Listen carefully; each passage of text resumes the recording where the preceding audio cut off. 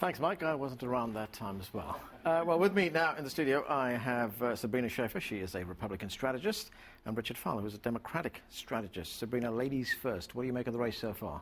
Well, the number one thing I'm taking away from tonight is that the Democrats' get out the vote efforts really are as good as people say they are. I think that that's what we're going to find, that even with high unemployment, even with a debt that has soared over $16 trillion, even though the president's signature domestic policy issue, Obamacare, is wildly unpopular, the country appears to be still supporting him. And it's not over yet, but that's what I'm beginning to take away from this evening. Okay, Richard?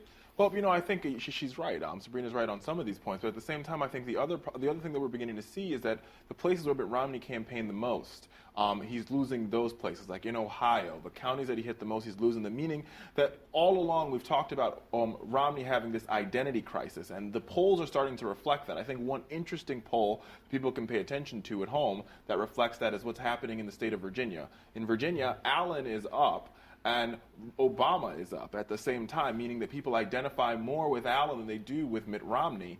And I think that's real telling for the governor of Massachusetts. I think he has a long way to haul to win this election.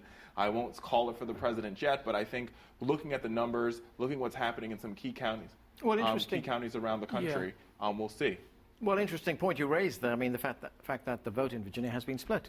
It has, and I think that everyone was hoping that this is a state that, it will continue to be in play, and obviously Republicans and Democrats are both still fighting for it, and we have those outside of the Beltway counties that we're looking for, but we'll have to see. We still have Florida to consider, and Colorado and Wisconsin, so there are still states in play. This election is not yet over. And I guess the point we should make is that these are three equal branches in government, the White House on the one hand, then we have the Hill, which is, where Congress sits, and we have the Supreme Court as well. We have a piece of video of Mitt Romney, who was on the plane earlier on, talking to journalists. Let's take a look at that. Intellectually, I felt that we're going to win this, and have felt that for some time. But emotionally, just getting off the plane and seeing those people standing there, we didn't tell them we were coming. We didn't notify them when we'd arrived. Just seeing people there cheering as they were connected emotionally with me. And I not only think we're going to win intellectually, but I feel it as well. Confidence a little bit misplaced? Well, I don't know if it was misplaced. Let's just remember that this weekend I actually was in Ohio, and Governor Romney was attracting crowds of 30,000 people.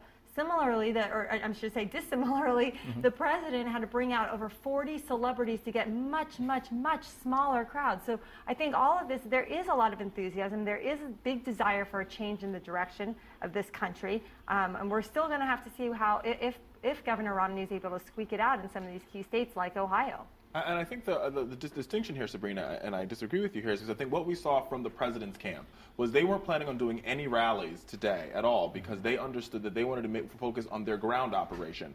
When you take folks, and anybody at home gets this, if you move staff to man a rally or man an event, you take staffs away from the field. So Romney had two events today in which he had to take staff off the field to man an event. And at the same time, Obama's staff they were talking to voters, they were knocking on doors, they were making sure that their voters were turning out. And I think that's what's going to be critical tonight going into the next couple of hours of where you see the turnout happen. What happens in places like Cleveland, Ohio? What happens like places in Fort Lauderdale, Florida, Miami, Florida, Richmond, Virginia.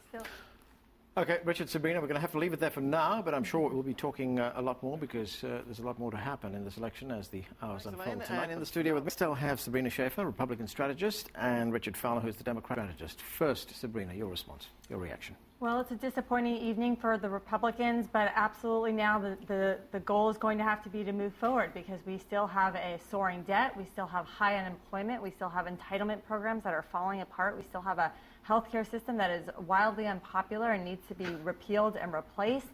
There is so much work to be done, and the fact that the American people just voted for 4 more years of this, it does surprise me, and it just suggests that Democrats have a fantastic ground game. Okay, Richard, the battle goes on. Not surprised at all. I think it's a great day for the president, a great day for the American people. And beyond that, everybody, all these Republican governors put rules in to stop the people from voting. But tonight, the people spoke, and they spoke loud and clear and reelected Obama for 4 more years. Well, I want to ask you about that because it does not look as if Barack Obama has, at this stage, got the popular vote. But he will. Yeah, it looks like he probably will. And the idea that people were somehow not able to get to the polls, and we saw lines that are around the Governors block. trying to pass laws. Yeah, It now doesn't we're matter. really grasping We at won straws. tonight, Yeah. and that's all that matters. I was going to say. Okay, we're going to have to leave it there. Thank you for joining us. Let's get back to Mike. Well, we're looking at the Washington